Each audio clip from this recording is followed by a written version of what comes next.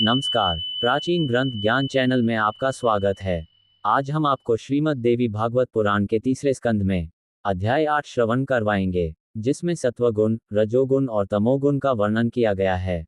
तो आए श्रोताओं, हम कथा श्रवण करने से पहले चैनल को सब्सक्राइब करके वीडियो को पूरा देखें। तो चलिए हम वीडियो को शुरू करते हैं। ब्रह्मा जी बोले, हे तात, आपने जो मुझसे पूछा था वह सृष्टि का वर्णन मैंने कर दिया। अब गुणों का स्वरूप कहता हूं, उसे एकाग्रचित होकर सुनो। सत्वगुण को प्रीति स्वरूप समझना चाहिए। वह प्रीति सुख से उत्पन्न होती है। सरलता, सत्य, शौच, श्रद्धा, क्षमा, धैर्य, कृपा, लज्जा, शांति और संतोष, इन लक्षणों से सदैव निश्चल सत्वगुण की प्रतीति होती है। सत्वगुण का वर्ण श्वेत है। ये सर्वदा धर्म के प्रति प्रीति उत्पन्न करता है, सत श्रद्धा का आविर्भाव करता है तथा असत श्रद्धा को समाप्त करता है। तत्वदर्शी मुनियों ने 3 प्रकार की श्रद्धा बतलाई है, सात्विकी, राजसी एवं तीसरी तामसी। रजोगुण रक्तवर्ण वाला कहा गया है। यह आश्चर्य एवं अप्रीति को उत्पन्न करता है। दुख से योग के कारण ही निश्चित रूप से अप्रीति उत्पन्न होती है। जहाँ ईर्ष्या, द्रोह, मत्सर, स्तंभन, उत्कंठा एवं निद्रा होती है, वहाँ राजसी श्रद्धा रहती है। अभिमान, मद और गर्व, ये सब भी राजसी श्रद्धा से ही उत्पन्न होते हैं। अतः विद्वान मनुष्यों को चाहिए कि वे इन लक्षणों द्वारा राजसी श्रद्धा समझ लें। तमोगुण का वर्ण कृष्ण होता है। यह मोह और विषाद उत्पन्न करता है।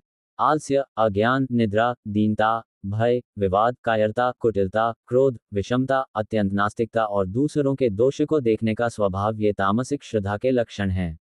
पंडित जन इन लक्षणों से तामसी श्रद्धा जान लें। तामसी श्रद्धा से युक्त ये सभी लक्षण पर पीड़ादायक हैं।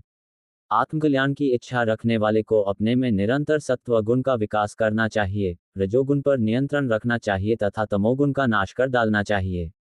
ये तीनों गुण एक दूसरे का उत्कर्ष होने की दशा में परस्पर विरोध करने लगते हैं।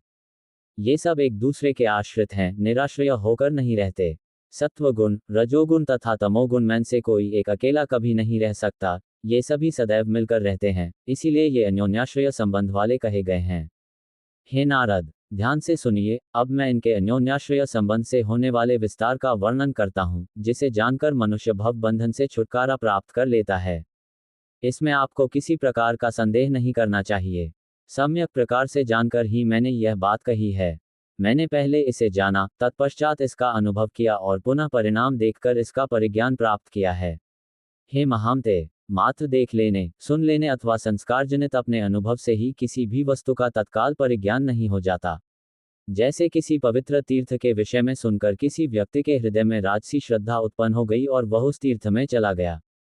वहां पहुंचकर उसने वही देखा जैसा पहले सुना था।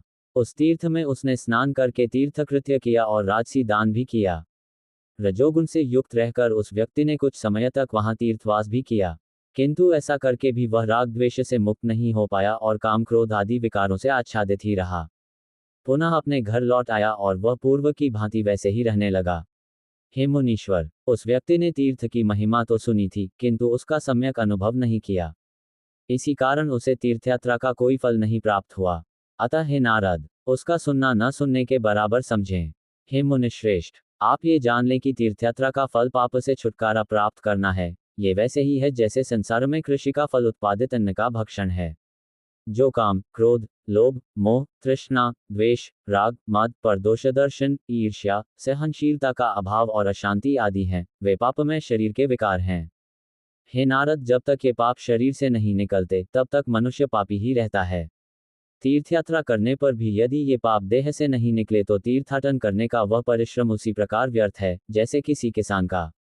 उस किसान ने परिश्रम पूर्वक खेत को खोदा, अत्यंत कठोर भूमि को जोता, उसमें महंगा बीज बोया और अन्य आवश्यक कार्य किए तथा फल प्राप्ति की इच्छा से उसकी रक्षा के लिए दिन रात अनेक कष्ट सहे, किंतु फल लगने का समय हेमंत काल आने पर वह सो गया, जिससे व्याघ्र आदि वन्य जंतुओं तथा टिड्डियों ने उस फसल को खा लिया और अंत में वह किसान सर्वथा निराश हो गया।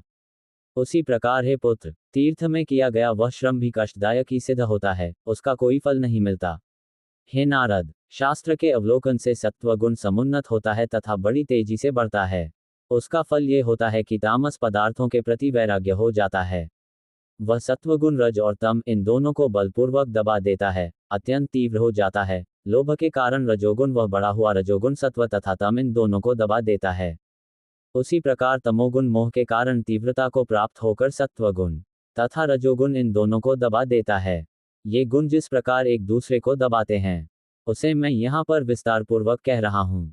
जब सत्वगुण बढ़ता है, उस समय बुद्धि धर्म में स्थित रहती है। उस समय वह रजोगुण या तमोगुण से उत्पन्न बाह्य विषयों का चिंतन नहीं करती है।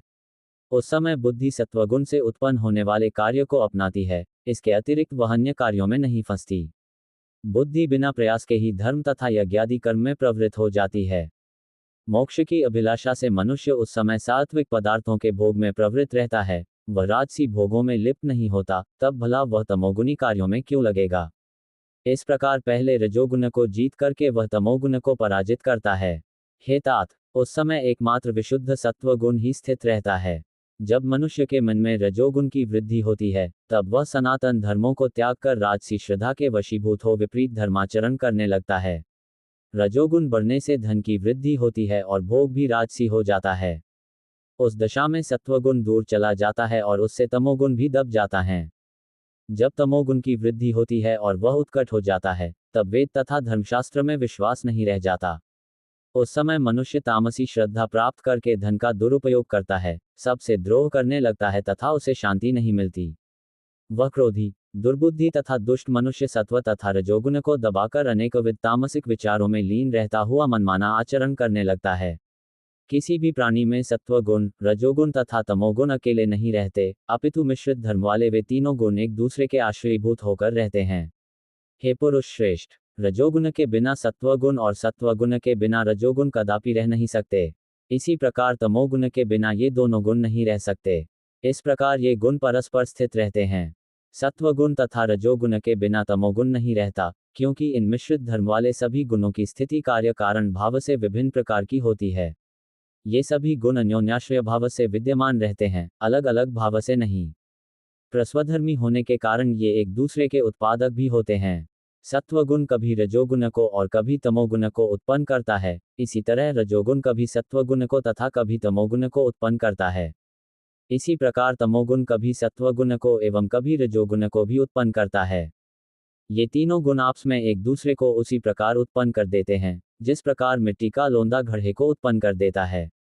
मनुष्यों की बुद्धि में स्थित ये तीनों गुण परस्पर कामनाओं को उसी प्रकार जागृत करते हैं, जैसे देवदत्त, विष्णुमित्र और यज्ञदत्त आदि मिलकर काम करते हैं।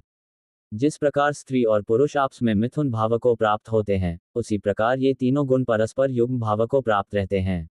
रजोगुण का युग्म भाव होने पर सत्वगुण, सत्वगुण का युग्म भाव होने पर रजोगुण और तमोगुण के युग्म भाव से सत्वगुण तथा रजोगुण ये दोनों उत्पन्न होते हैं, ऐसा कहा गया है। नारद जी बोले, इस प्रकार पिताजी ने तीनों गुणों के अत्युत्तम स्वरूप का वर्णन किया।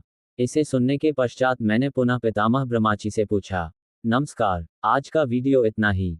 अगला अध्याय अगले वीडियो में। तब तक बने रहे हमारे YouTube चैनल प्राचीन ग्रंथ ज्ञान पर। धन्यवाद।